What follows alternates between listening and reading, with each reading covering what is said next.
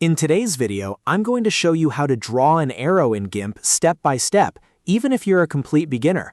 This is a really useful skill if you want to add callouts, highlight important areas, make tutorials clear, or create simple graphics for your thumbnails and designs. And if this video helps you out, make sure to hit the like button and subscribe for more easy Gimp tutorials. Alright, let's jump right in. First, open Gimp and make sure you have your image or blank canvas ready. To start building the arrow, we're going to draw the main line, also called the shaft. On the left toolbox, select the Paths tool. You can also use the shortcut B to get to it faster. Once the Paths tool is active, click once on your canvas to place the starting point of the arrow. Then click a second time where you want the arrow to end. This second point will be where the arrowhead goes, so place it carefully. Now that your path is in place, go up to the top menu and click Edit, then choose Stroke Path. When the stroke options open, select Stroke Line.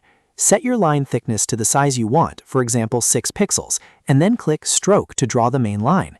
At this point, you'll already have the shaft of the arrow created, but now we need to add the arrowhead so it looks complete. Keep the Paths tool selected because we're going to build the arrowhead using the same method.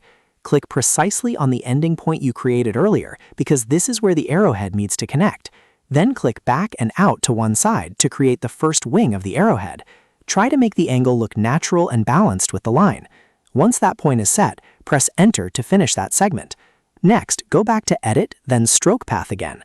Use the same thickness setting so the arrowhead matches the shaft and click Stroke. Now repeat the process for the other side of the arrowhead. Click the ending point again, then click out to the opposite side to form the second wing. After that, stroke the path one more time using the same settings. Once both sides are complete, your arrow should look clean, sharp, and fully drawn.